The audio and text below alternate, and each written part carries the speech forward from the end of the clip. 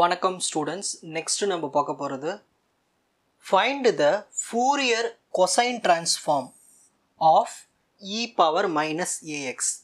So இந்த ஃபங்க்ஷனுக்கு நம்ம ஃபோரியர் கொசைன் டிரான்ஸ்ஃபார்ம் கண்டுபிடிக்கணும். ஏ கிரேட்டர் தென் சொல்லிட்டாங்க இந்த ஏ வேல்யூ.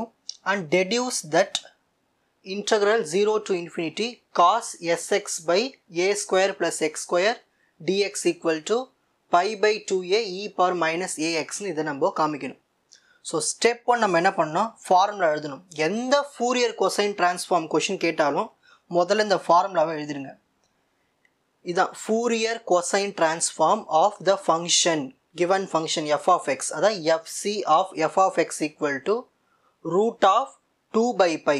ரூட்டு ஃபுல்லாக போடணும். இன்டகிரல் 0 to infinity கொடுத்துருக்கிற f of x function cos sx dx. So இதுதான் அந்த ஃபார்முலா. ஸோ ஃபஸ்ட்டு ஃபார்முலா எழுதிடணும். Next fc into f of x. Question என்ன கொடுத்துருங்க, f of x e power minus ax. So e power minus ax equal to இதை எடுத்து அப்படியே எழுதுங்க, இதையும் எடுத்து அப்படியே எழுதுங்க. இந்த f of xக்கு பதிலாக திரும்பவும் கொஷின் கொடுத்துருங்க e power minus ax, அதை எடுத்து எழுதணும்.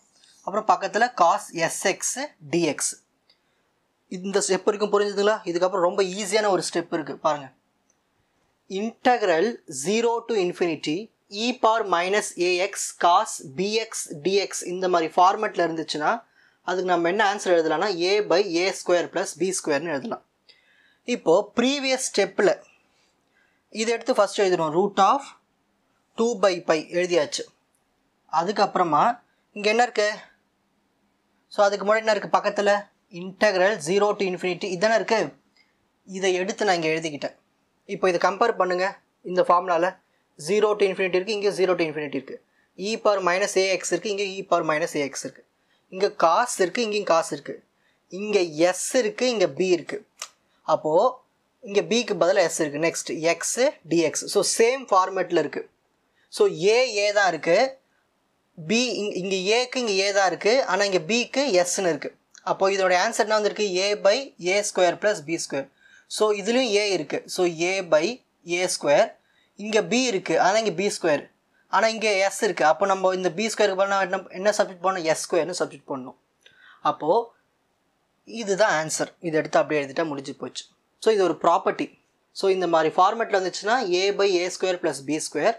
நமக்கு இங்கே s இருக்கிறதுனால இங்கே s ஸ்கொயர் வரப்போகுது. ஸோ இதை எடுத்து அப்படி இங்கே எழுதிக்கலாம். ஸோ இதுதான் ஸ்டெப் 1 முடிஞ்சிச்சு. So Fourier cosine transform of e power minus ax கண்டுபிடிச்சாச்சு.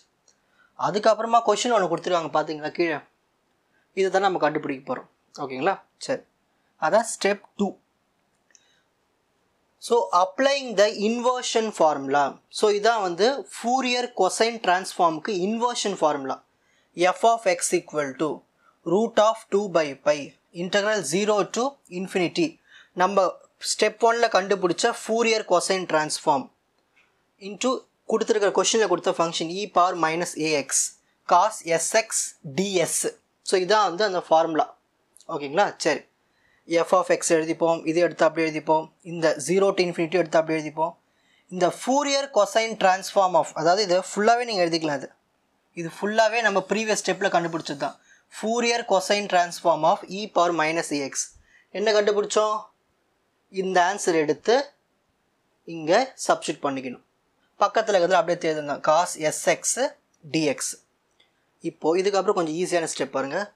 இங்கேயும் ரூட் இருக்குது, இங்கேயும் ரூட் இருக்குது. Root 2 into root 2 2, root pi into root pi pi. இந்த ஏவை தூக்கி ஃப்ரண்ட்டில் போட்டுருவோம். ஏன்னா நம்ம இன்டகிரேட் பண்ண போகிறது வித் ரெஸ்பெக்ட் டு எக்ஸ் தான். ஓகேங்களா? அதில் இந்த ஏவை தூக்கி ஃப்ரண்ட்டில் போட்டு, புரியுதுங்களா? இங்கே ஒரு ரூட் 2 பை பை இருக்குது, இங்கே ஒரு ரூட் 2 பை பை இருக்குது. So root 2 into root 2 2, root pi into root pi pi. இந்த ஏவை தூக்கி ஃப்ரண்ட்டில் போடாச்சு, மிச்சம் மீதி தான் இருக்கும். 0 to infinity எழுதியாச்சு. அப்புறம் இந்த ஏவை வெளியே அமிச்சாச்சு. காஸ் sx இருக்கும், s square by s square plus a square into dsன்னு இருக்கும். இதுக்கப்புறம் ரொம்ப சிம்பிளான ஸ்டெப் என்னென்னா, இந்த 2a பை பை இருக்கு இல்லையா, இதை அப்படியே அந்த பக்கம் அமிச்சிருங்க. அந்த பக்கம் அமிச்சோன்னா ரெசிப்ரோக்கல் ஆகிடும். அப்போது பை பை 2a ஆகிடும். f of x equal to right hand side என்ன இருக்கோ அதை அப்படியே எழுதுனா போதும். எழுதியாச்சுங்களா? இப்போ அடுத்த ஸ்டெப் பாருங்கள்.